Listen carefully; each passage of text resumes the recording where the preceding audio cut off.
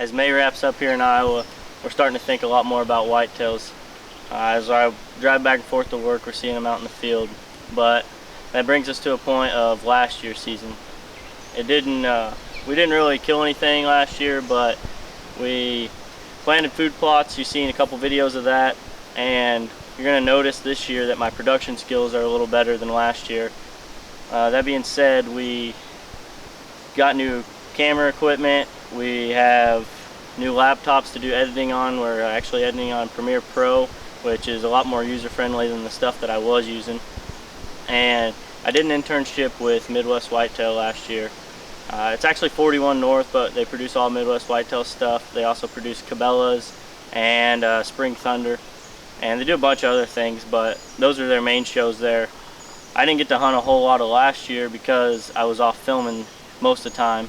I got a few hunts in here or there, but when I went, I didn't want to take the camera because that's what I've been doing every single day. So we're down here in our newest food plot, as you can tell, and last year we put in basically it was just turnips, and this area it's down in the middle of the timber, so it doesn't get a whole lot of light, so we trimmed up a little bit, and we planted some it was a low lighting Hotspot Plus by Biologic. It's basically kind of a grassy blend with some radishes, some ryegrass and wheat, and so we went ahead and put that in here, and we're hoping, we've studied up a little bit on it, and that's what we we came to the conclusion that's what we needed, and you can get it here at your local Walmart, as well as this 10-10-10. It's an all-purpose fertilizer. So that's where we're at here. We're getting this planted, and we have another one planted. It's a little bit different. It's in the similar area, just a little bit better lighting. So with that being said, that's what we're up to this weekend. And also last year, you've seen we had a bunch of different trail cameras of bucks, and there's 2 or 3 that really caught our eye last year. One being Vegas. He caught our eye because he had crab claws on both sides and he looked really young, and we're really excited to see what he comes out to this year. Another buck that we have, we didn't show you, we got a video all in the rut sometime of him coming back through in the same area, but he was in there July, probably a week straight, and then he just disappeared.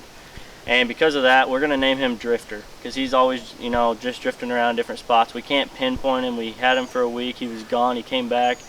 And we also got Wide Clawed, and then I think there's another really tall guy that we're wanting to find back this year. They're switching the crops out on us, so we're going to see how that goes into effect of patterning these deer. So a couple of those deer that were target bucks. Gunner was off hunting, so I just kind of cruising around here, and I ended up finding a couple deer that were target deer, which we'll throw in the video. A couple nice deer. Sucks to see, but you can't really do much about it around here.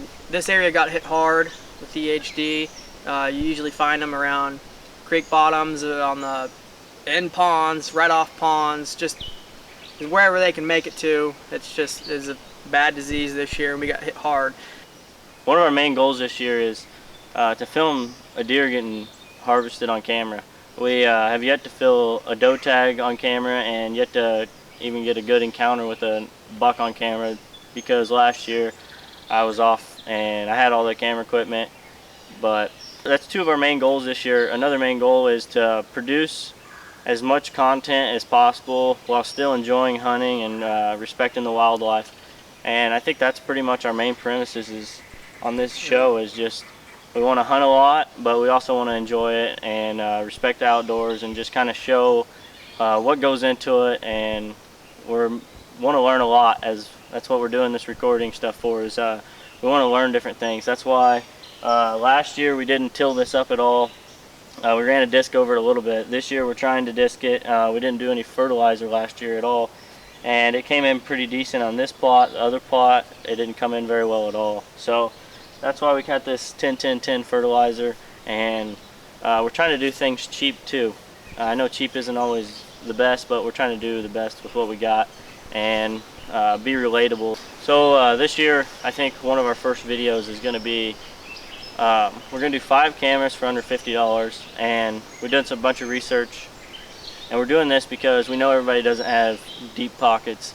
I know we don't. We just work at factories, and Josh is a welder, and I run a machine, so $50 and under cameras. And the reason we're wanting to do that is, for one, we want to get more cameras out, and we want to put it all over the property, kind of narrow down the pattern of these bucks. But another reason is we want to show you guys kind of what the best quality of camera is for on the cheaper end of things. There's always reviews on the high-end cameras like $300 or $400, and I really don't want to spend that. So we're going to do 5 cameras for under $50. Right now we got 3 of them. We have an experience with 2 of them. One of them's new, but we're going to get the other 2 on order. We're going to throw in a little bonus for you. Hey, it's under $50 too. It's a new product. So It was just released 10 days ago. You had to pre-order it, but yeah, you'd be surprised about how many lower end pricing cameras are actually going to be up with the quality of the higher end cell cameras. So we'll give you some info on those, and maybe if you were thinking about buying an expensive one, you want to try a new one and see where it goes. Well, that's how we're going to start our 2020 season here, is finishing up these food plots. We're going to start shooting our bows, and then down south you're going to get some content coming at you. There's a big difference between hunting up here and hunting down south, so we want you guys to see both sides of it. Also, different hunting styles. We're younger.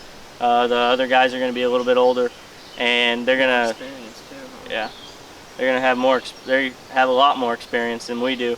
So we're just going to kind of show you both sides of things, and hopefully that's more relatable to people watching. So that's going to wrap up this video, and we'll stick in for our 5 cameras under $50.